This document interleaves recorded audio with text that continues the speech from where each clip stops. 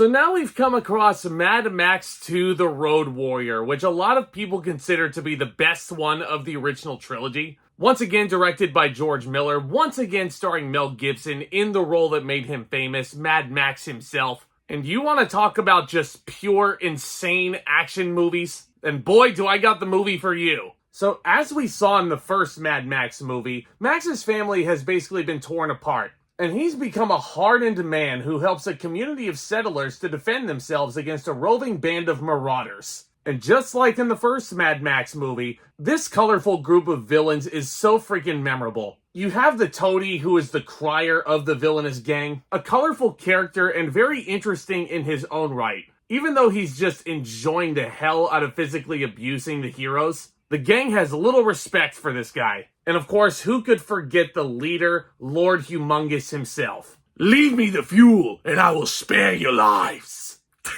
Yeah, you get a few memorable one-liners like that. But the amazing thing about Mad Max 2 is just how bare bones it feels.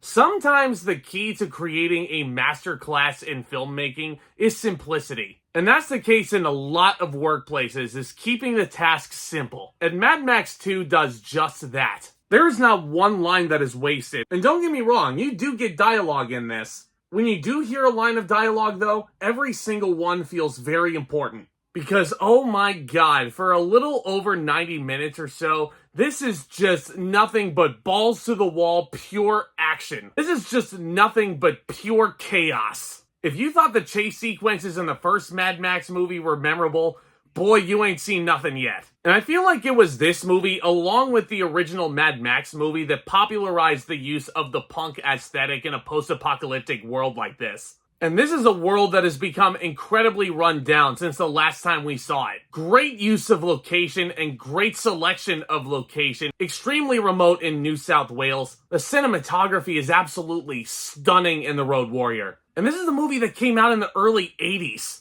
The shots that they're able to achieve and the practical stunts, oh my god, the stunt team deserves so much credit for this. But every time I go back and revisit The Road Warrior, it's not the most rewatchable action movie for me, not even the most rewatchable movie out of the Mad Max series. We're gonna get to that in a couple more movies. But the stakes and the urgency are certainly there. The reason why Max wants to help these poor people, that shows you what kind of a character he is. Because this guy has every right to go into hiding after losing every piece of his family tree. But he's a vigilante. He comes out of the shadows and he's helping the people that need it most. And Mel Gibson in this movie it's just so damn impressive. With, again, sparing use of dialogue to develop this guy even further. Every single word out of this guy's mouth feels so important. And every stone-cold gaze that you see out of this guy, so significant. There is not one single dull moment in The Road Warrior. And honestly, come to think of it, with all the pro wrestling links that I can circle back to The Road Warrior with,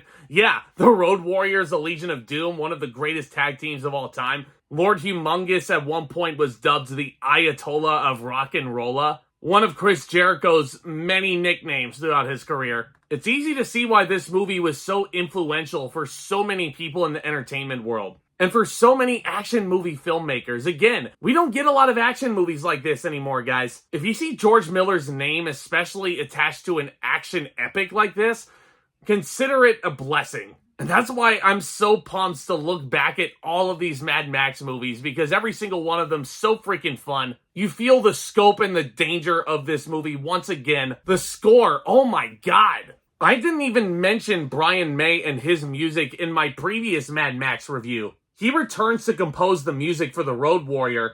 And listen, if you want to say that this music is overbearing or repetitive, yeah, that's fine. You can sense a lot of similar themes in here.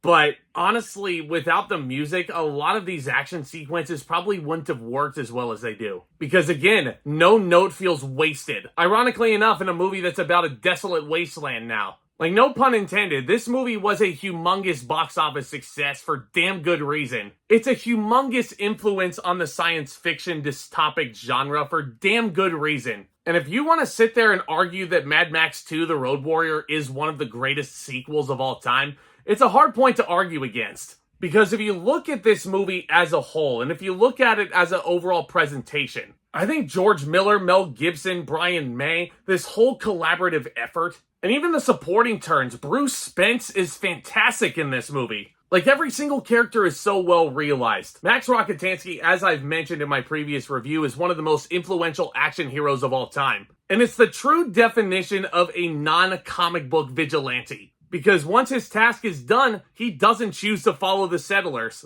He doesn't choose to reap the benefits of his hard work. He becomes a drifter, and he chooses to help other people along the way. That's what makes him a hero. He's trying to bring balance to a world that has completely lost its rocker. But should we be really surprised about this? Because this guy was a cop before the world went to shit. All in all, if you guys have not seen Mad Max 2 in a long time, or better yet, if you've never seen Mad Max 2, first of all, you're doing yourself a disservice. This is one of the greatest sequels ever made. It's got one of the best Mel Gibson performances that you're ever going to see. It's got some of the greatest action practicals that you will ever lay your eyes on. Mad Max 2, The Road Warrior, is just a pure adrenaline rush from start to finish. Now listen, if you want to combat me and say that this movie is way too damn simple, like, bless his heart, Roger Ebert, may he rest in peace, when he critiqued this movie back in the 80s when it first came out, he said that this movie was a little bit too simple. Like, the script was the barest of bones that you could ever imagine. But I'm going to counter that man when I say this. Sometimes the key is simplicity. Of course, yeah, you're going to have a bunch of gizmos and smoke and mirrors to cover up the bare bones of the script. But like a lot of other workplaces aside from filmmaking, sometimes the key to the most effective work is simplicity. And I feel like this is the perfect example of a movie that needed to do everything just right. And everything that it does, I don't have a problem with. I'm going to give Mad Max 2: The Road Warrior an A+.